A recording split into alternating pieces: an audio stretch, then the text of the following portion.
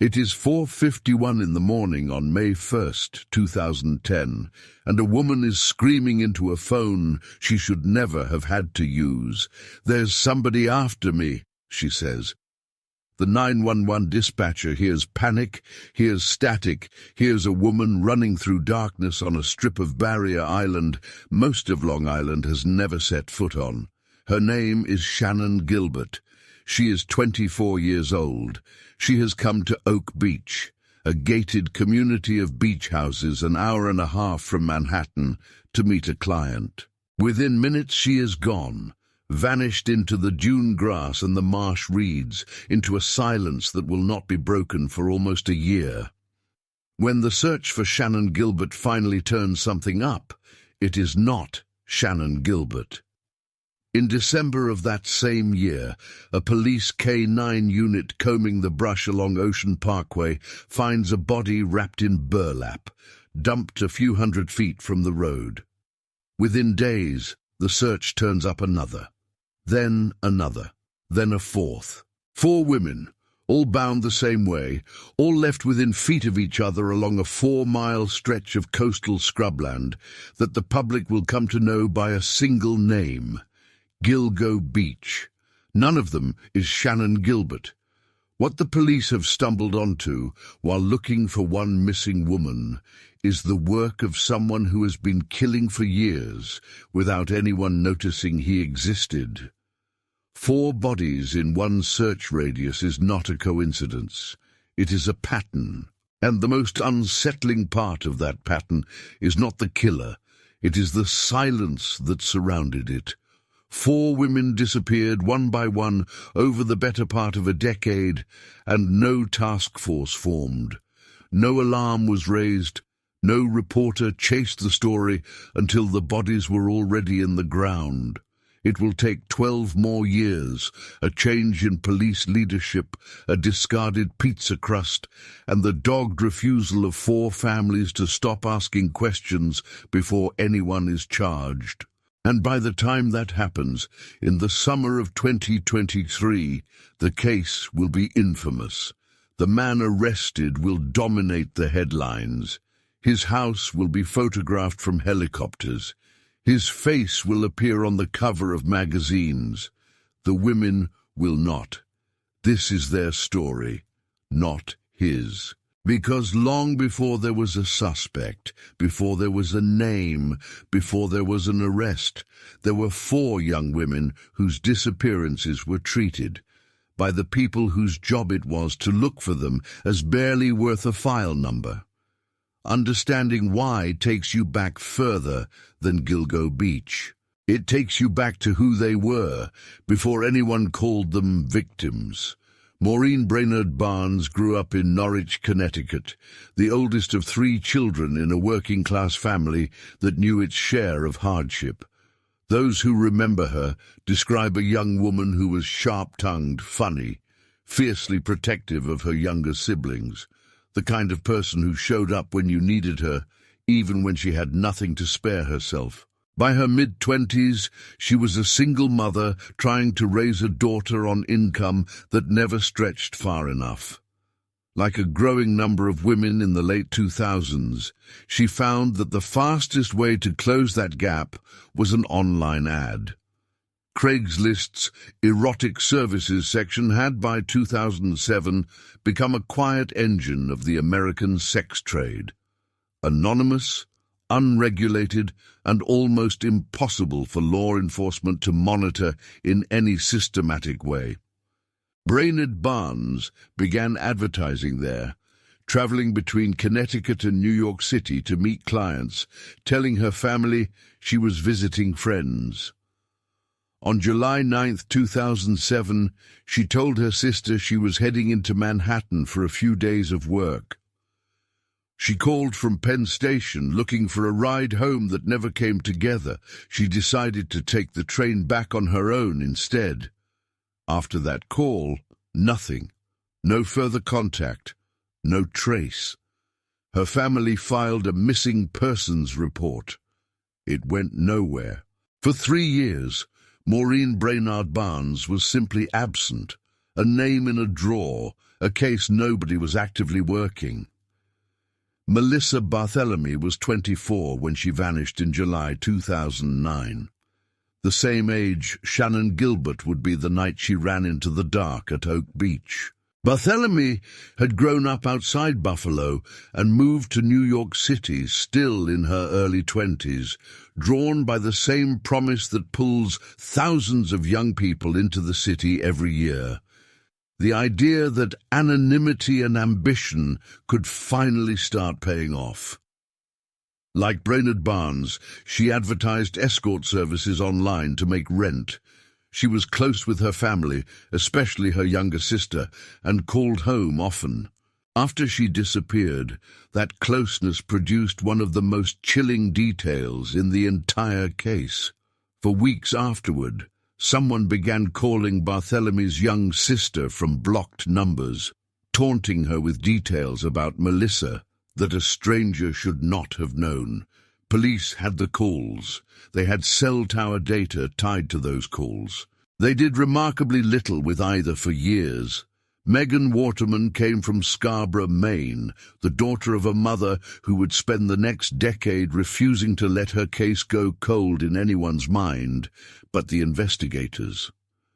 Waterman struggled with addiction in her early 20s, and like the others, turned to advertising sexual services online as a way to fund a life that was slipping out of her control. She moved to Long Island, staying in motels along Route 110, a corridor known to police for exactly the kind of transient, off-the-books economy that made it easy for a person to vanish from it without anyone immediately noticing. In June 2010, weeks after Shannon Gilbert's disappearance, while the search for Gilbert was still active, Megan Waterman stopped answering her phone. Her mother would later say she always believed something was deeply wrong with how little urgency the case ever received. And she was right. Amber Lynn Costello was the last of the four to disappear, and the one whose case would later provide one of the most damning and most ignored leads in the entire investigation. Costello had grown up in North Carolina before relocating to Long Island, where she lived with a boyfriend in West Babylon and, like the others, advertised online to support herself.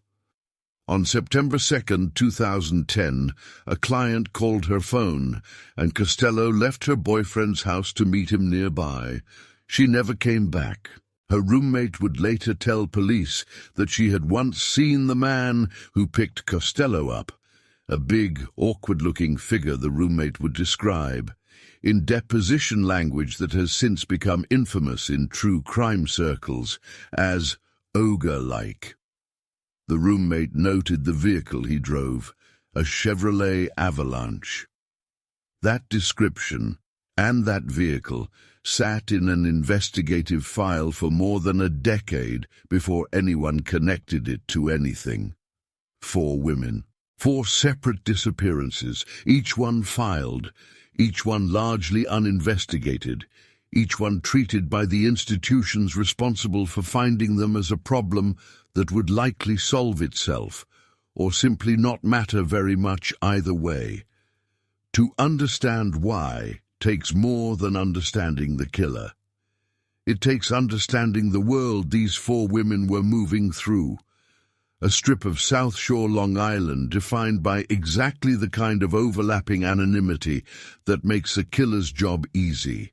Gilgo Beach and the surrounding hamlets sit along Ocean Parkway, a corridor of dune grass, marshland, and seasonal beach communities that empties out for most of the year and fills, briefly, with weekenders who come and go without ever learning the names of their neighbors.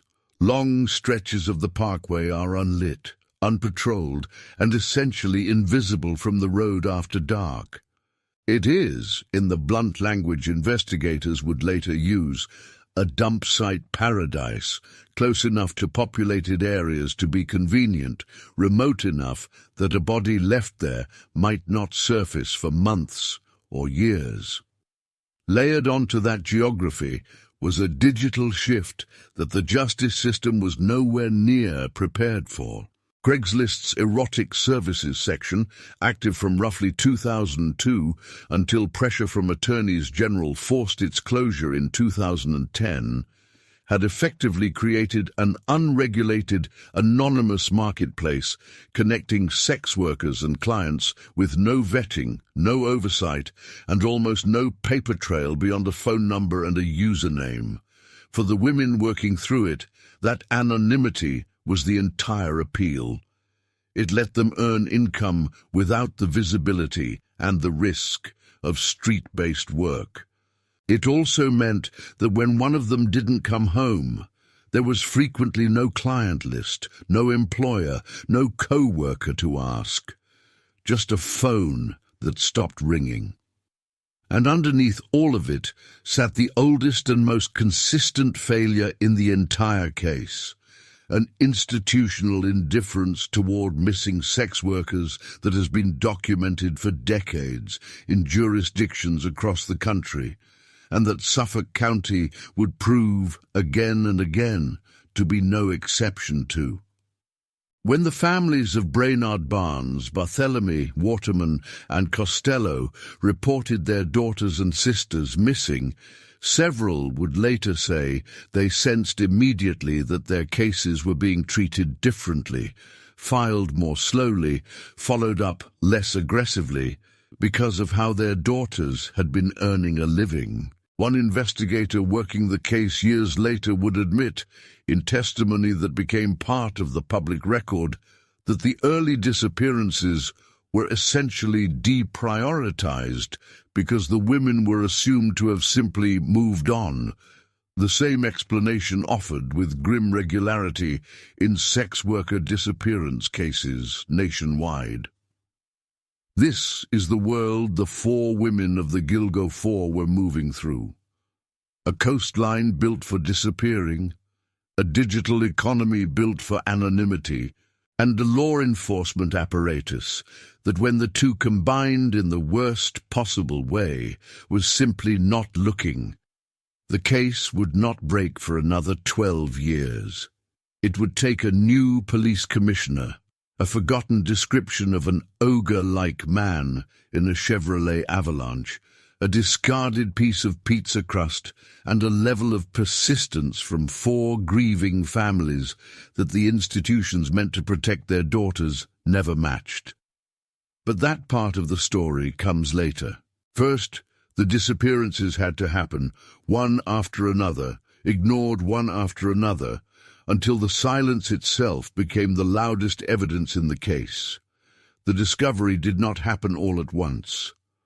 On December 11, 2010, Suffolk County Police Officer John Mallier was walking a canine training exercise along Ocean Parkway, a routine drill meant to keep search dogs sharp between real call-outs. It was the dog that found the first body, wrapped in burlap, partially decomposed, dumped in heavy brush a few hundred feet from the road. Investigators initially treated it as an isolated case, a single victim, a tragedy, but a contained one. It was not contained. Within 4 days, a systematic search of the surrounding area turned up a second set of remains. Then, within the same week, a third and a fourth.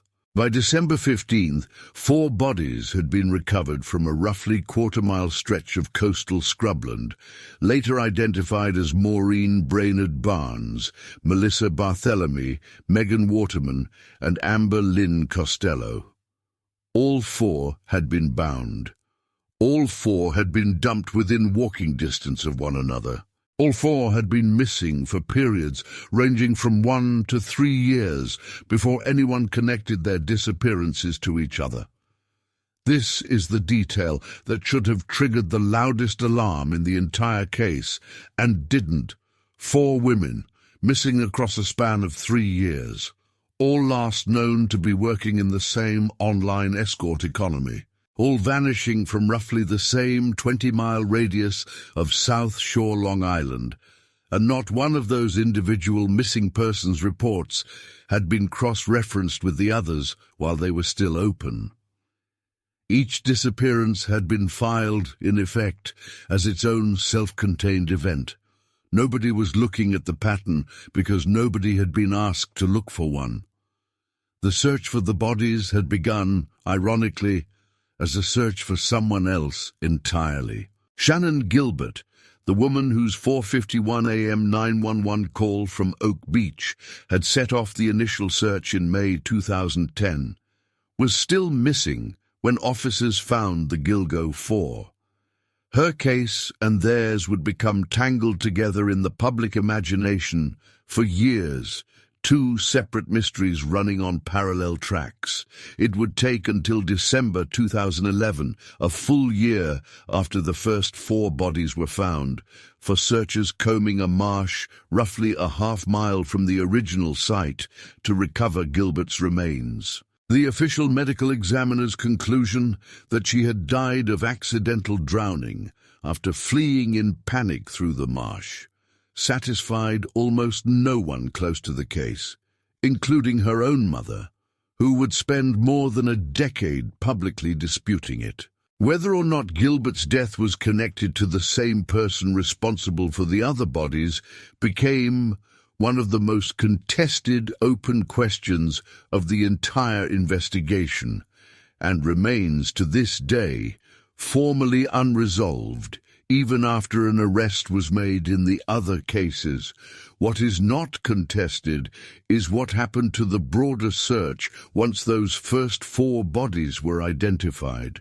Investigators, expanding their search radius along Ocean Parkway in the months after the December 2010 discoveries, recovered additional remains, a torso here, a partial skeleton there, that would not be matched to names for years. One set of remains, found in 1996, wrapped in a similar manner near Fire Island, would eventually be linked retroactively to the same killer and identified, after advances in forensic genealogy, as Jessica Taylor. Another, recovered in pieces between 2000 and 2011, would take until the 2020s to be identified as Valerie Mack. A woman found in 1993, originally suspected to be the victim of a different, already incarcerated man, would later be reattributed to this case and identified as Sandra Costilla. A 4th set of unidentified remains, recovered as early as 2000, would eventually be linked to a woman named Karen Vergata. What this means, stated plainly, is that the killer responsible for the Gilgo 4 had been operating for at least a decade and a half before his first 4 identified victims were even found, and that several of his earliest victims sat in evidence storage, reduced to case numbers, for 15 to 20 years before anyone learned their names. This is not a story about a killer who was clever enough to evade detection through some singular act of brilliance. It is a story about a killer who did not particularly need to be clever, because the system meant to catch him was not particularly inclined to look. The investigation that followed the December 2010 discoveries was, on paper, substantial. Suffolk County Police, working alongside the FBI and New York State Police, conducted aerial searches, ground searches with cadaver dogs, and forensic processing of the recovery sites that stretched on for months. Task force press conferences were held. A reward was offered, and then, with no suspect identified and no further bodies surfacing in the immediate aftermath, the investigation did what so many cases involving marginalized victims do. It slowed. Then it stalled. Then for long stretches of the 2010s, it went effectively quiet. Not officially closed, never declared cold in name, but starved of the resources and institutional urgency that a case involving 4, and eventually more, identified murder victims should reasonably have commanded. Part of the explanation lies in genuine investigative difficulty. The killer had used burner phones to contact at least some of his victims, untraceable cash transactions, and a method of victim selection. Women working independently, with few fixed routines and limited oversight from any single employer or family member tracking their daily movements. That was, in a cold technical sense, well suited to evading detection. DNA testing in the early 2010s was less advanced than it would become by the 2020s, and several of the recovered remains were too degraded for the forensic techniques of the time to extract usable genetic profiles. But genuine difficulty does not fully account for what happened next, and what happened next has a name: James Burke. Burke, who served as Suffolk County's Chief of Department during the years immediately following the Gilgo beach discoveries, would later be convicted in a federal prosecution unrelated on its face to the Gilgo case. He pleaded guilty in 2016 to charges stemming from the assault of a handcuffed suspect who had stolen a duffel bag containing Burke's gun belt and a stash of pornography, and to subsequently orchestrating a cover-up of that assault. Burke served close to 2 years in federal prison. But the relevance of his conviction to the Gilgo Beach case runs deeper than a simple coincidence of timing. Multiple individuals who worked within or alongside Suffolk County law enforcement during this period would later describe a department culture, under Burke's leadership specifically, that was insular, resistant to outside scrutiny, and actively hostile toward the kind of interagency cooperation, sharing tips, cross-referencing evidence, allowing federal investigators meaningful access, that a case of this complexity required. Multiple retrospective accounts of the investigation describe leads that were never fully run down, evidence that sat unprocessed, and at least one instance in which information potentially relevant to the case was, according to later reporting, deliberately not pursued. It is worth pausing here on something that separates this case from the conventional serial killer narrative. In the version of this story that centers the killer, the years between 2011 and roughly 2019 read as a frustrating gap. The part where nothing happens before the story picks back up with a break in the case. In the version of this story that centers the 4 women and the additional victims later identified, those years are not a gap. They are the central injustice. 8 or 9 years in which a killer was never seriously pursued is not empty time. It is 8 or 9 years in which any forensic evidence not already collected continued to degrade, in which witnesses' memories faded, in which the families of these women were told in essence to wait, and in which, for at least one more identified victim, the killing window appears to have remained open. Within the department itself, there were people who knew the case deserved more than it was getting, and said so. Detectives working the Gilgo Beach files in the years after the initial discoveries would later describe, in testimony and interviews that became part of the public record once the case broke open, a persistent frustration, leads that pointed toward a specific kind of suspect, local, with intimate knowledge of the dump sites, capable of moving freely through the area without drawing attention, that were raised internally and not meaningfully escalated.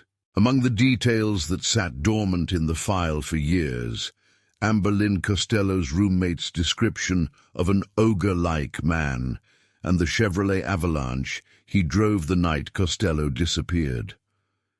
That description had been given to police in 2010, in the immediate aftermath of Costello's disappearance, while the case was still being actively built. It would not be meaningfully revisited for over a decade, By the mid-2010s, the public narrative around the Gilgo beach case had calcified into something the families of the victims found almost as painful as the silence that preceded it.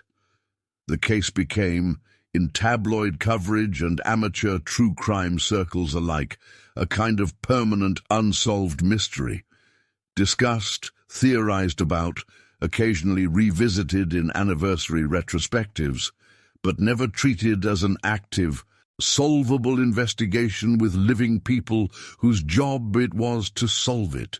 Documentary crews came and went. True crime podcasters built entire episodes, then entire series, around competing theories. A cop, a fisherman, a doctor, a man who lived locally and had once been questioned and released. None of the theorizing moved the official investigation forward in any meaningful way. What moved it forward eventually was not theorizing. It was leadership change, and the kind of cross-referencing that should have happened a decade earlier finally happening at all. That change began in 2021, when Rodney Harrison took over as Suffolk County Police Commissioner, an appointment that arrived alongside a broader house cleaning within a department whose handling of the Gilgo beach case had by then become a public embarrassment as much as an unsolved tragedy. Harrison's early decisions would prove to be the hinge on which the entire case turned. In early 2022, he authorized the formation of a dedicated task force, bringing together Suffolk County detectives, the New York State Police, and the FBI under a single coordinated structure for the first time in the case's history, with a specific, narrow mandate: digitize every piece of evidence connected to the Gilgo Beach investigation going back to 2010. And make it cross-searchable in ways the original paper-based files had never allowed. It is difficult to overstate how basic and how overdue this step was. For over a decade, tips, witness statements, cell tower records, and physical evidence descriptions connected to the case had existed largely in disconnected paper files and isolated digital records, generated by different officers across different years, with no unified system that would have allowed an investigator to type in a single search term, a vehicle description, a phone number, a physical characteristic, and pull every related document at once. The task force's first major undertaking was not a new lead. It was making the old leads, the ones that had been sitting in boxes since 2010, finally talk to each other. It took 6 weeks.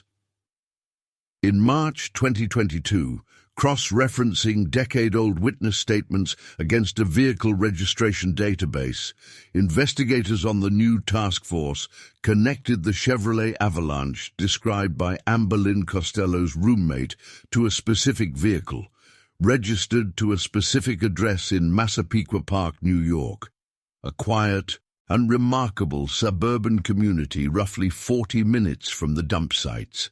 The name attached to that registration belonged to a 60-year-old architect who had, by every outward measure, spent decades living an entirely ordinary life, less than an hour from where the bodies of his alleged victims had been found. The vehicle registration was a name, not a confession. What the task force had in March 2022 was a thread, a decade-old description matched to a current address. And threads, in a case that had been built and rebuilt on theories that went nowhere for 12 years, had failed the families before. The difference this time was what the task force did next.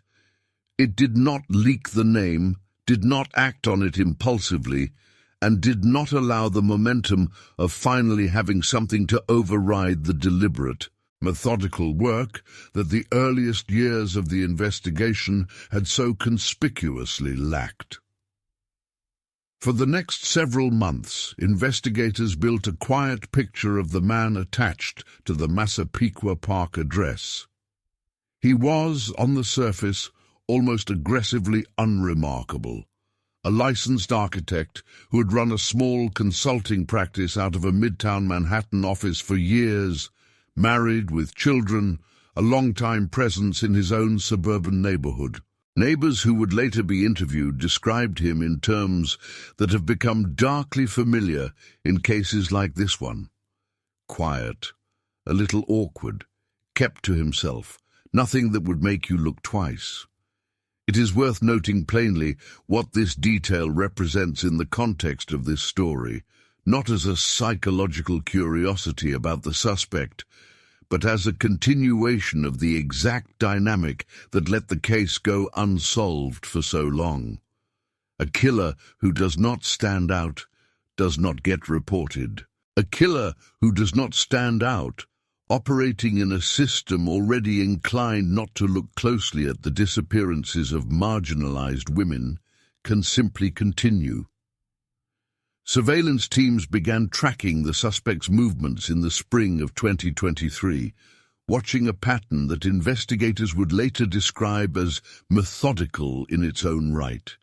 Trips to add minutes to prepaid, untraceable phones, the same kind of burner phones that had been used to contact several of the victims more than a decade earlier.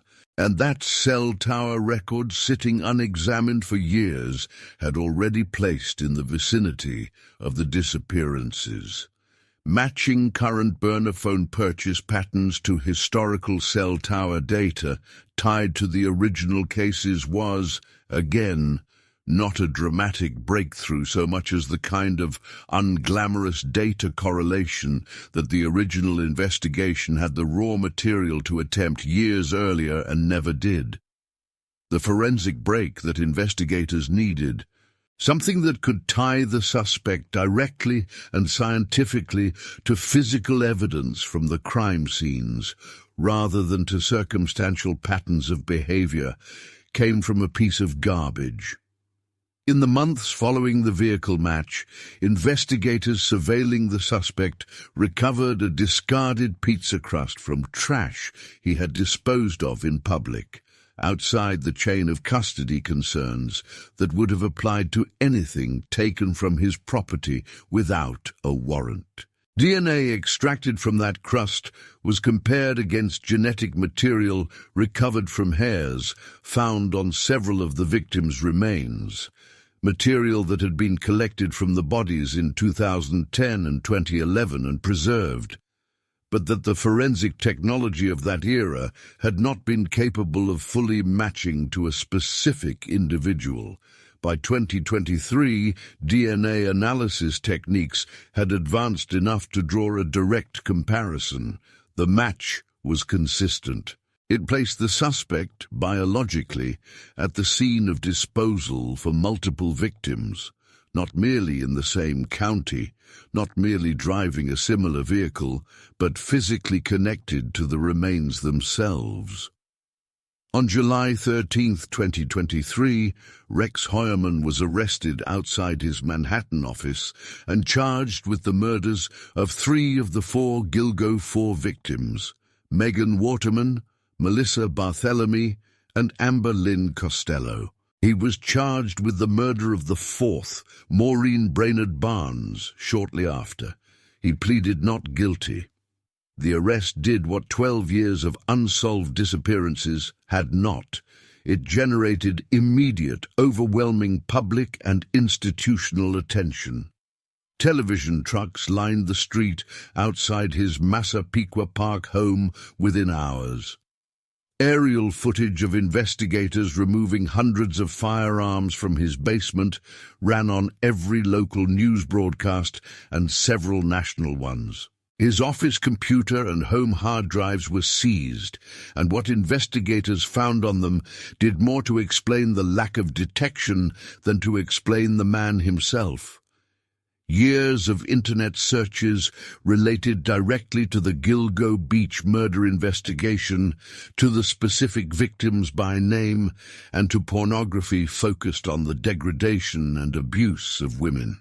On a deleted document recovered from one of his hard drives, investigators found what amounted to an operational checklist, guidance on restraining and torturing victims, equipment needed to do so, and methods for disposing of evidence afterward.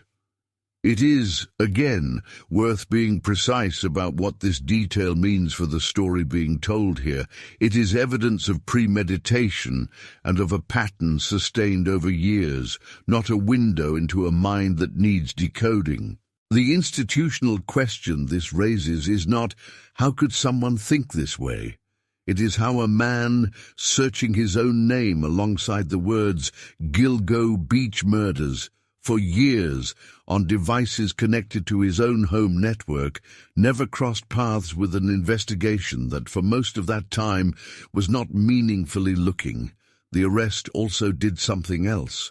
It broke the case open in directions that extended well beyond the 4 bodies discovered in December 2010. With Heuermann in custody and a forensic profile of his patterns finally established, investigators went back through the decades of unidentified and unattributed remains that had accumulated in Suffolk County evidence storage. The partial skeleton recovered near Fire Island in 1996. The fragmented remains recovered in pieces between 2000 and 2011. A body recovered in 1993, originally attributed to a different, already incarcerated man. Another set of unidentified remains recovered as early as 2000, using advances in forensic genealogy that simply had not existed when these remains were first found.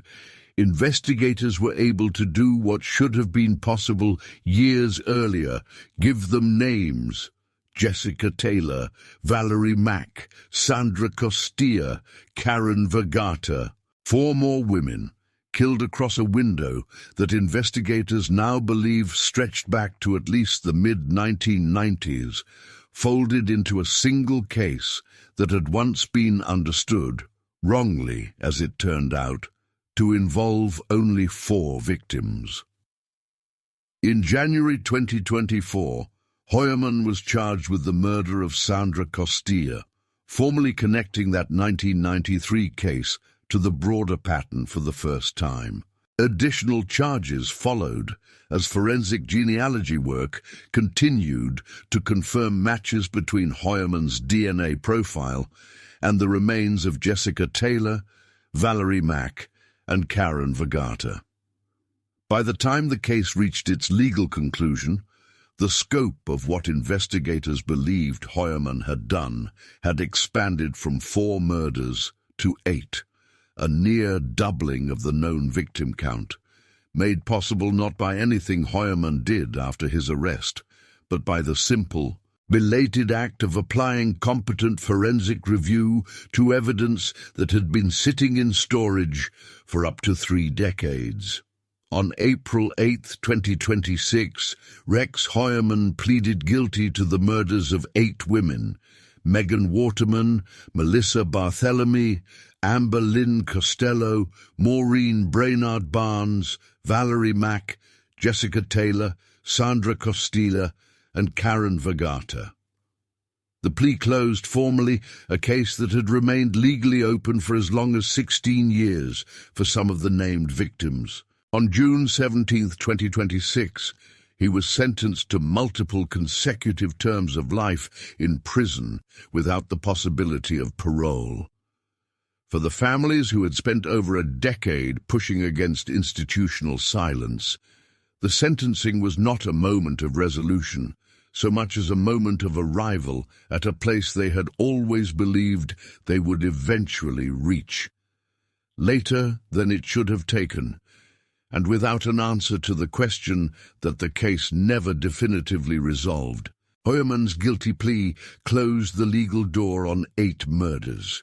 It did not close the question of Shannon Gilbert, whose death The disappearance that started the entire search in the first place remains formally classified as an accidental drowning, contested by her own family from the day that ruling was issued and never folded into the murder charges that resolved the other 8 cases. Nor did it produce, from Heuermann himself, any account of why he chose the women he chose, or whether the 8 confirmed victims represent the full scope of what happened along that stretch of Ocean Parkway across 3 decades.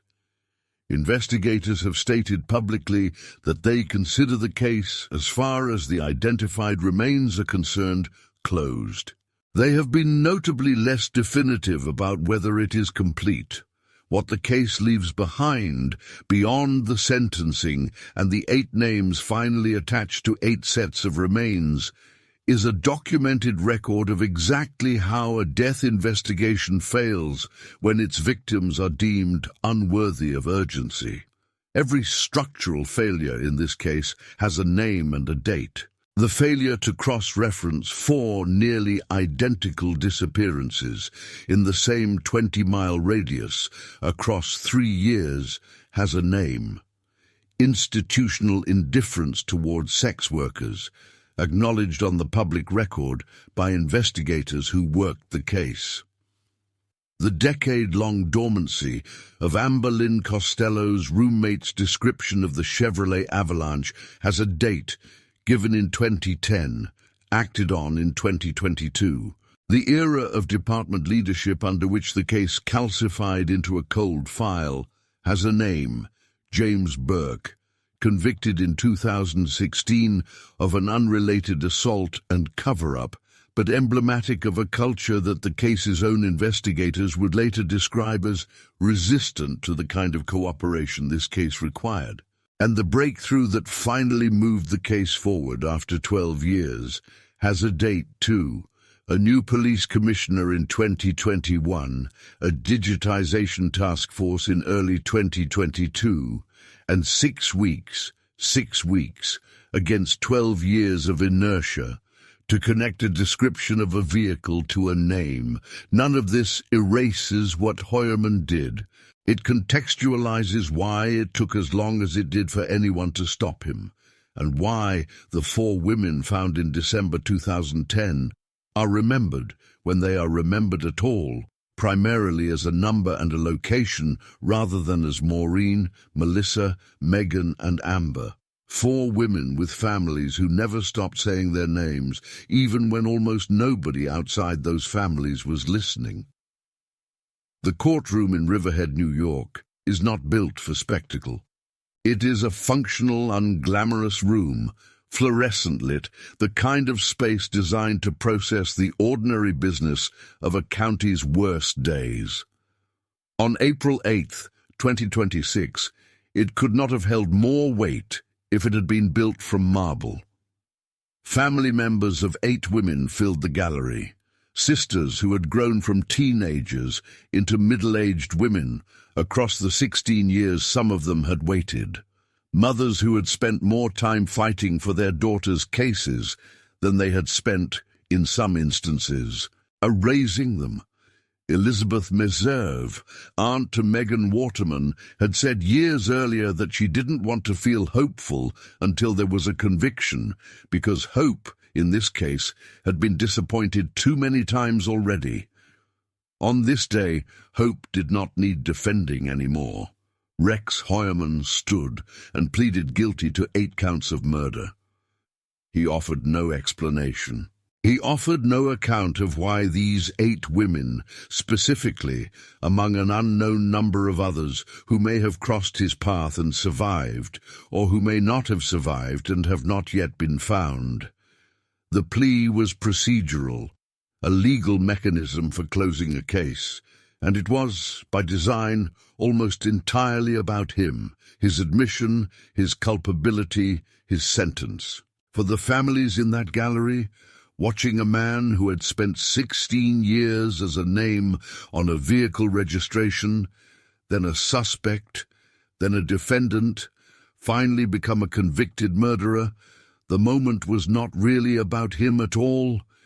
It was about the fact that 8 names, Megan Waterman, Melissa Barthelemy, Amber Lynn Costello, Maureen Brainerd Barnes, Valerie Mack, Jessica Taylor, Sandra Costilla, Karen Vergata, had finally, formally, legally attached themselves to a single sentence of accountability.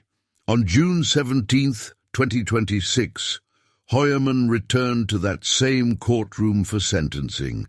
The proceeding allowed something the guilty plea had not: victim impact statements delivered directly by family members who had waited the better part of 2 decades for the chance to speak in a room where someone was finally required to listen. The substance of those statements will not be repeated in detail here, in keeping with the same principle that should have guided this case from its first day: that the dignity of the women at the center of it deserves more weight than the theater of the moment that finally delivered justice for them. What can be said is this: every statement centered a name. Every statement insisted one final time on personhood over headline. Heuermann was sentenced to multiple consecutive terms of life in prison without the possibility of parole, a sentence that guarantees, with a finality the investigation itself took 16 years to provide, that he will never again be free to do to anyone what was done to these 8 women. It is tempting at the end of a story like this to treat the sentencing as the resolution, the moment where the scales, having been tipped so badly for so long, finally balance. They do not fully, and pretending otherwise would betray the analytical honesty this case demands. Shannon Gilbert's death remains officially classified as an accidental drowning, a ruling her family has disputed since the day it was issued, and that was never folded into the murder charges that resolved the other 8 cases. Whether her death is connected to the same pattern that claimed the other 8 women is a question the case, even now formally closed, does not answer.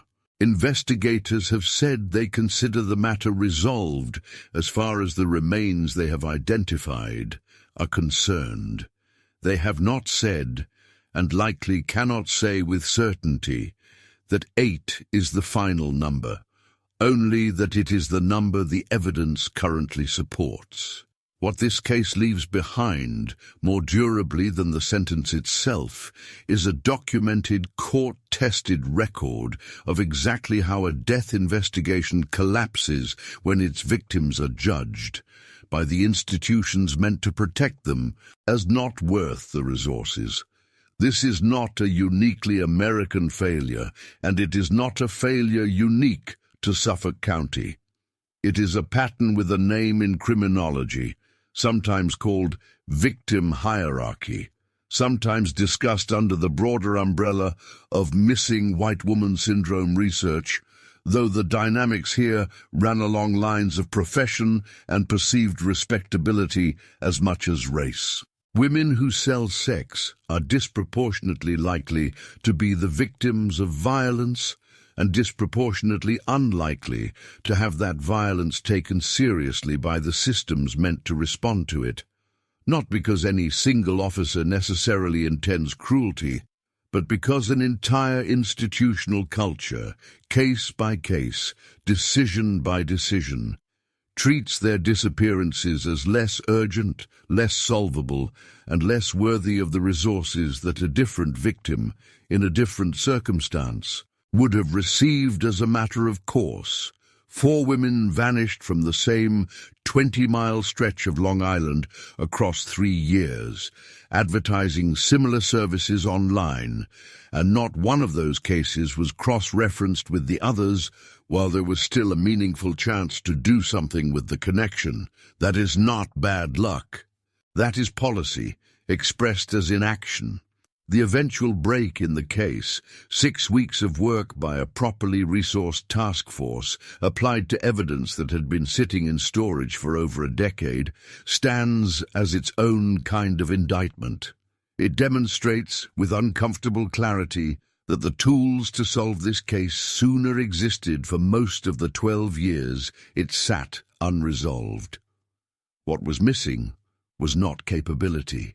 It was will, attention, and an institutional judgment that these particular missing women warranted it. For police departments and investigative agencies that have studied this case since, the lessons are direct and specific. Cross-reference missing persons reports geographically and behaviorally, not just by individual case file. Treat disappearances connected to high-risk, low-oversight work, sex work, chief among them, as patterns to be actively searched for, not anomalies to be passively logged.